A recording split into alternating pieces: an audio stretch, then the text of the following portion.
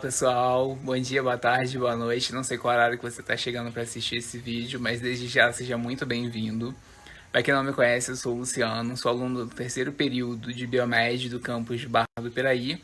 E esse período de 2021/1 eu vou estar com vocês trabalhando a monitoria de ciências básicas e biossegurança.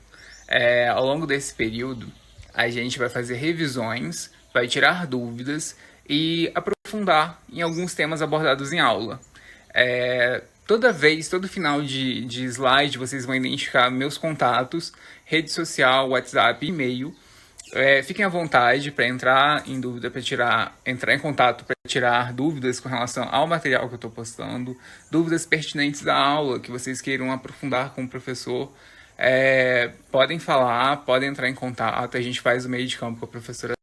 Pessoal, então, na revisão de hoje, a gente vai falar sobre a classificação dos laboratórios, levando em consideração o nível de biossegurança no qual eles estão inseridos, né, que vai se constituindo uma série de exigências físicas, estruturais, de treinamento de pessoal, de uso de equipamentos de proteção individual e coletivos, e eles vão levar em consideração o tipo de atividade que é realizado, qual a finalidade do tipo de trabalho que é realizado nesses laboratórios e quais os micro-organismos que são manipulados lá. Então, gente, lembra que eu disse que o tipo de atividade que é desempenhado e o tipo de micro-organismo que é trabalhado, isso tudo influi. Qual o tipo de layout, como que o laboratório vai ser adaptado, quais os tipos de equipamentos, quais os tipos de proteção individual e coletiva que vão ser adotados para a equipe. Então, existe uma correlação entre o tipo de atividade desempenhada e o tipo de estrutura que é exigido para que aquele tipo de atividade aconteça. Esse tipo de exigência se traduz em níveis de biossegurança. A gente vai ter laboratórios de nível de biossegurança 1, 2, 3 e 4, sendo 1 o nível mais básico e 4 o nível mais elevado. A gente vai ver algumas diferenças entre eles e algumas situações que justificam esse tipo de transição de um nível para o outro. É importante salientar que de quem que é a responsabilidade pelo laboratório? É do pesquisador responsável, do coordenador de laboratório, do gerente de laboratório, do gestor de laboratório.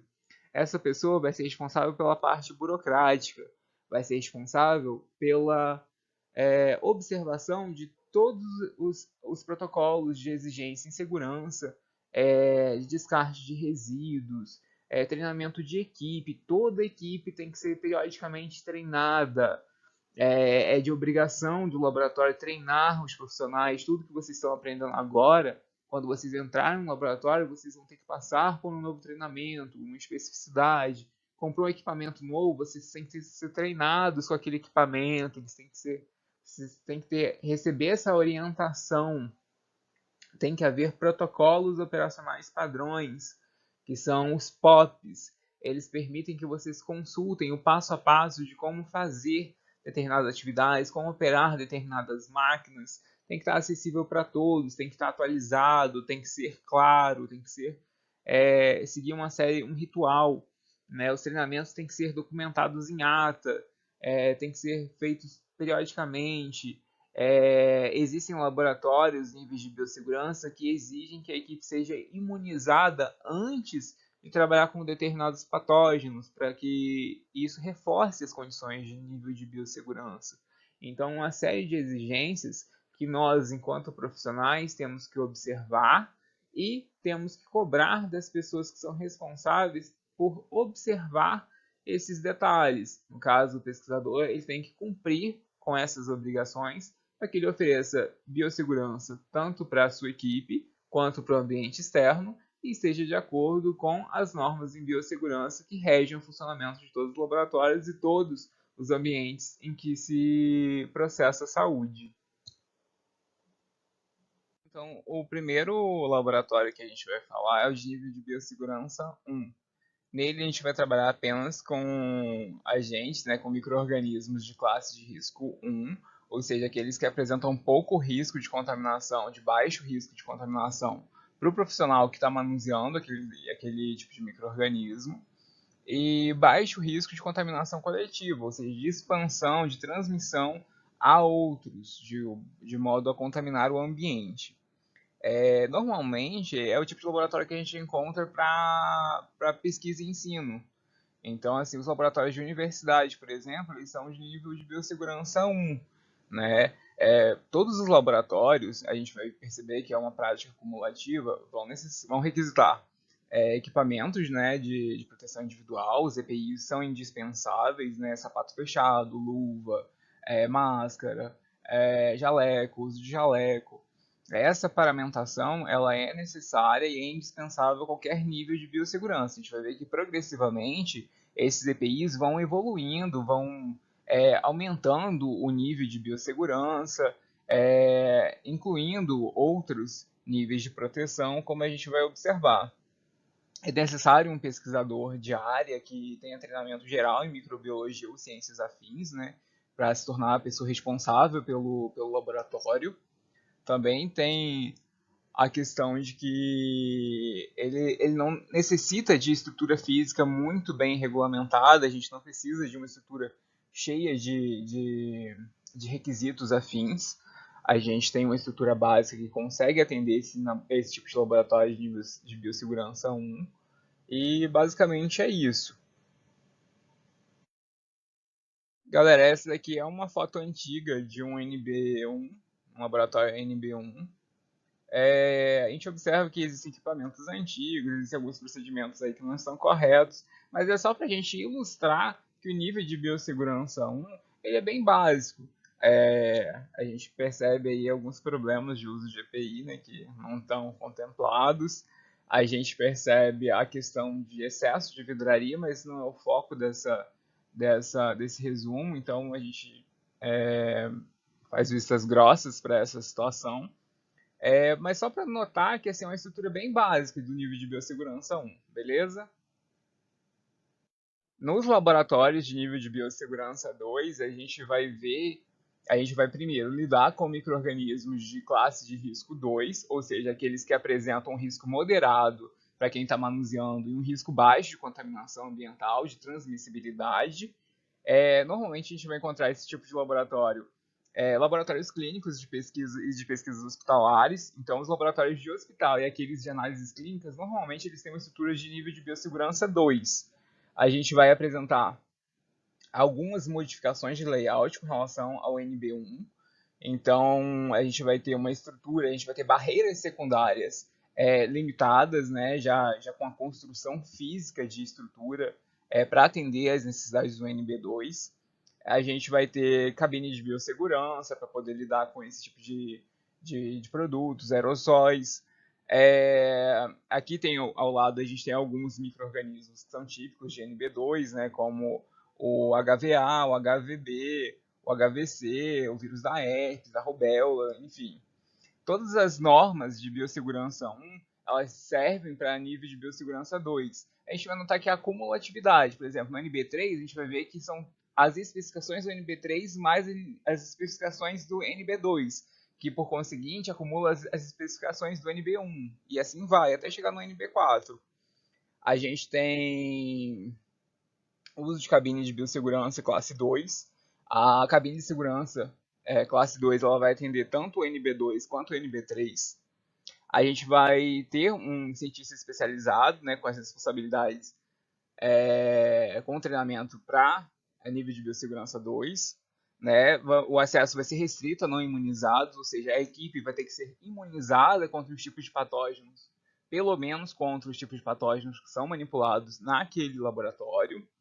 E há uma limitação. Por exemplo, a gente vai ver que se houver um manuseio muito grande de micro-organismos de risco de classe 2, é aconselhável isso não ser executado num laboratório de NB2.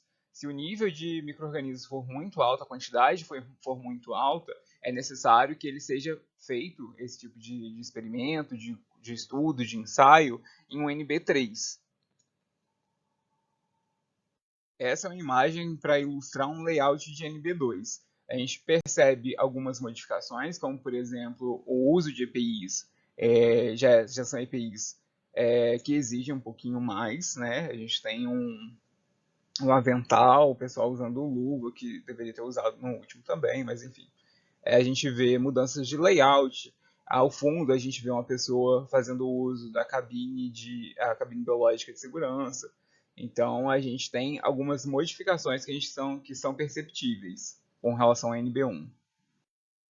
No NB3, a gente vai trabalhar então com agentes de risco classe 3, os micro-organismos considerados de classe 3, que apresentam uma certa infecciosidade e transmissibilidade. Né? Então, ela oferece um risco alto para o pesquisador que está manipulando esse tipo de micro-organismo e apresenta um risco moderado de contaminação ambiental, ou seja, a transmissibilidade vertical dele.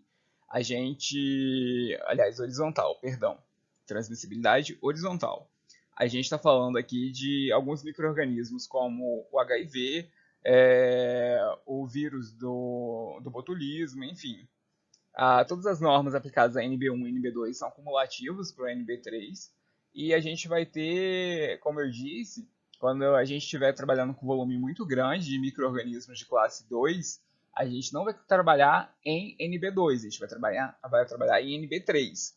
Né? Há um controle rígido com relação à inspeção e manutenção desse tipo de instalação, por conta do nível de periculosidade de contaminação ambiental e do profissional que está lidando com o NB3.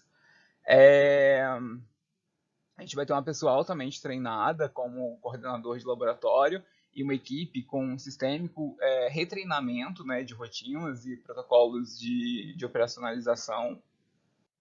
Como eu disse, a gente vai ter o manuseio de substâncias e produtos que eventualmente possam gerar aerossóis em cabine de biossegurança classe 2, que contempla tanto o NB2 quanto o NB3. E a gente também vai ter um tratamento específico com relação ao ar desse ambiente. Né? Vão haver filtros EPAs. Esses filtros EPAs, eles filtram micropartículas, né, que estão presentes no laboratório, e é uma forma de impedir que haja propagação dessas micropartículas para o ambiente exterior ao laboratório. Esse laboratório, diferente do NB1 e NB2, que podem ser dentro de uma estrutura padrão, não precisam ser isolados, a partir do NB3 a gente vai ver que esse tipo de instalação ele tem que ser isolado, ele tem que ser um anexo às demais construções. Ele precisa ter um nível de separação e tratamento de água e esgoto, ele deve ter um tratamento, um filtro de ar específico.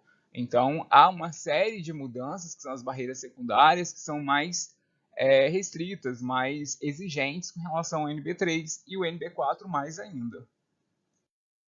Esse é um pequeno vislumbre de um NB3. A gente percebe que o tipo de EPI é muito diferente do NB1 e NB2, oferece uma segurança maior para o pesquisador, aquele que está em contato com aquele micro-organismo de classe 3. A gente percebe o manuseio em uma cabine de biossegurança classe 2, né, uma cabine biológica de segurança classe 2, e a gente percebe que há um filtro de máscara. Normalmente, pode estar presente, né, esse filtro, essa máscara com filtro, também para filtrar as partículas de ar que chegam até o pesquisador.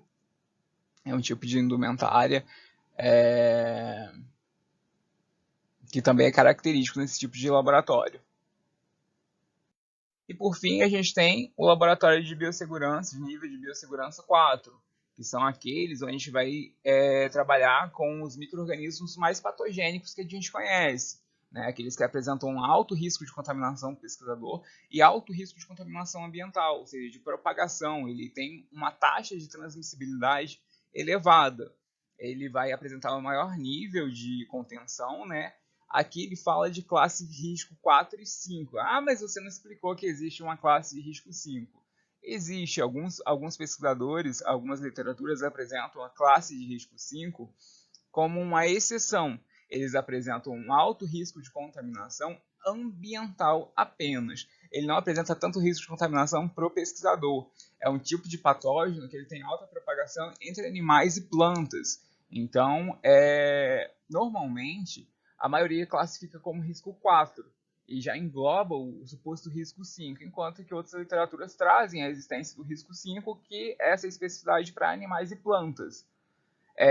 A gente vai ter o aproveitamento de todas as normas de biossegurança 1, 2 e 3, né, e o acréscimo de barreiras, principalmente secundárias e primárias, mudando a indumentária, a paramentação de EPIs. É uma paramentação extremamente exigente, é pesada. A gente vai ter já macacões com filtros EPAs individuais. A gente vai ter filtragem de ar, de partículas, né, de aerossóis, tanto para o meio exterior quanto para o meio interior. A gente vai ter portas de duplo fechamento eletrônico. No caso que quando o laboratório ele vai ter pressões negativas para evitar a propagação de partículas no interior do laboratório. A gente vai ter o uso de autoclave de porta dupla, ou seja, tudo que entra e tudo que sai daquele laboratório vai ser duplamente esterilizado. A gente tem um tratamento específico, né, bem mais criterioso para o tratamento de água e esgoto, para tratamento de resíduos que são gerados a partir do NB4, ou cuidado com a geração de aerossóis. A gente vai ter cabines de biossegurança classe 2 e 3. Então, a pessoa, o responsável do laboratório, vai ter que ser treinado com micro-organismos de alta patogenicidade. A equipe extremamente bem treinada, imunizada, treinada periodicamente, com autoconhecimento dos equipamentos de manuseio, das rotinas operacionais, dos POPs. Então, existe o nível de biossegurança mais alto que a gente tem. Há duchas de descontaminação para você entrar e sair desse tipo de laboratório. Então, há uma rotina muito mais pesada, muito mais criteriosa para evitar a exposição e a propagação desse tipo de micro-organismos a partir desse tipo de trabalho. Esses laboratórios, normalmente, eles são fiscalizados com muita frequência e com muito critério pelas agências de vigilância sanitária, né, pelos órgãos de vigilância sanitária e pela Anvisa. A gente vai trabalhar com micro-organismos que são extremamente patogênicos, como eu disse anteriormente, como o vírus ebola, o vírus da febre aftosa, vírus gripais, né? A gente tem aí também os vírus de febre hemorrágica, normalmente aqueles que não têm incidência no país, né, que são endêmicos de outras regiões, outros países. Então, esse tipo de laboratório ele contém essas especificidades. Além de esse laboratório, normalmente, eles são públicos, são laboratórios de pesquisa pública, né? Então, a gente tem aí, por exemplo, da Fiocruz, a gente tem o do Butantan, e quando eles são de iniciativa privada, eles sofrem um tipo de vistoria, uma série de requisitos muito bem elaborados, né, para conseguir exigir esse nível de biossegurança que o N4 contempla. Aqui a gente tem um vislumbre, né, de alguns tipos de EPIs que a gente encontra nos profissionais em uso, nos profissionais do NB4, né, a gente percebe aí um macacão com filtro EPA, a gente percebe essa rotina de maior proteção, né? Só visualmente a gente consegue identificar que o nível de proteção do profissional que se expõe ao NB4 é muito mais alto que os outros níveis de biossegurança laboratoriais. Galera, então finalizamos aqui a nossa revisão sobre riscos acidentais, sobre rotinas de laboratório e sobre biossegurança, né, a introdução do conceito de biossegurança. Se restou alguma dúvida, meu contato está no próximo slide, podem contactar, fiquem à vontade. Foi um prazer estar com vocês e muito obrigado pela atenção e até a próxima semana. Um beijo, um abraço e até mais.